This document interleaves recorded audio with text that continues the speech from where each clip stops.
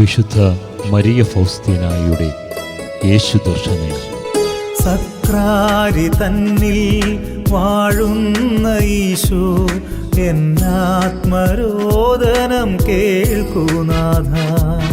സക്രാരി തന്നിൽ വാഴുന്ന ഈശോ, എന്നാത്മരോദനം കേൾക്കുനാഥ. ഉണ്ണീശോയുടെ വിശുദ്ധ ത്രേസ്യയെപ്പറ്റി ഒരു സ്വപ്നമുണ്ടായത് എഴുതാൻ ആഗ്രഹിക്കുന്നു. ഞാനപ്പോൾ നോവിഷ്യേറ്റിലായിരുന്നു. എങ്ങനെ തരണം ചെയ്യുമെന്ന് കരുതിയ ചില സഹനങ്ങളിലൂടെ കടന്നു പോവുകയായിരുന്നു. ബാഹ്യമായവയുമായി ബന്ധപ്പെട്ട ആന്തരിക പ്രയാസങ്ങളായിരുന്നു അവ. പല വിശുദ്ധരോടും ഞാൻ നൊവേന നടത്തി. എന്നാൽ സഹനങ്ങൾ കൂടി വരികയാണ് ചെയ്തത്. ജീവിക്കാൻ തന്നെ ബുദ്ധിമുട്ടായി. പെട്ടെന്ന് ഉണ്ണീശോയുടെ വിശുദ്ധ ത്രേസ്യയോട് പ്രാർത്ഥിക്കണമെന്ന് ഒരു പ്രേരണ ലഭിച്ചു. ഈ പുണ്യവതിയുടെ പേരിൽ ഒരു നൊവേന ഞാൻ ആരംഭിച്ചു. മഠത്തിൽ ചേരുന്നതിന് മുൻപ് ഈ പുണ്യവതിയോട് എനിക്ക് വലിയ ഭക്തിയുണ്ടായിരുന്നു. ഇപ്പോൾ ആ ഭക്തിയിൽ ഞാൻ ഉപേക്ഷ വരുത്തിയിരുന്നു. എന്നാൽ ഈ ആവശ്യത്തിനായി ഞാൻ വളരെ തീക്ഷ്ണതയോടെ പ്രാർത്ഥിച്ചു തുടങ്ങി. നൊവേനയുടെ 5-ാം ദിവസം ഞാൻ വിശുദ്ധ ത്രേസ്യയെ സ്വപ്നം കണ്ടു. ഭൂമിയിൽ ജീവിച്ചിരിക്കുന്ന പോലെയാണ് കണ്ടത്.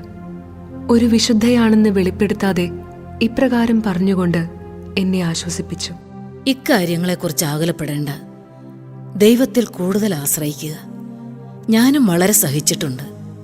എന്നാൽ ഞാനത് വിശ്വസിച്ചില്ല. ഞാൻ പറഞ്ഞു, നീ ഒന്നും സഹിച്ചെന്ന് എനിക്ക് തോന്നുന്നില്ല.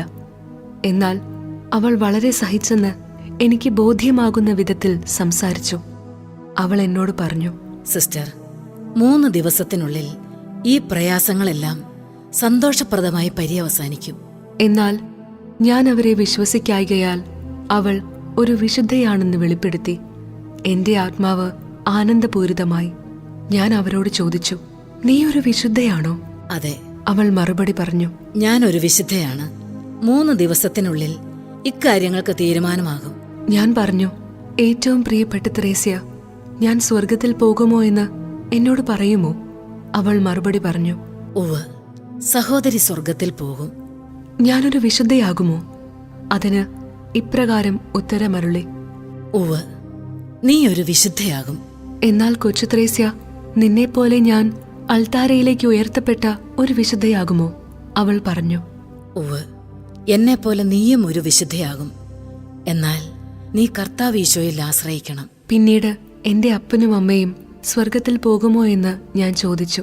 അവർ പോകുമെന്ന് വിശുദ്ധ മറുപടി പറഞ്ഞു. ഞാൻ വീണ്ടും ചോദിച്ചു, എന്റെ സഹോദരിമാരും സഹോദരന്മാരും സ്വർഗത്തിൽ പോകുമോ?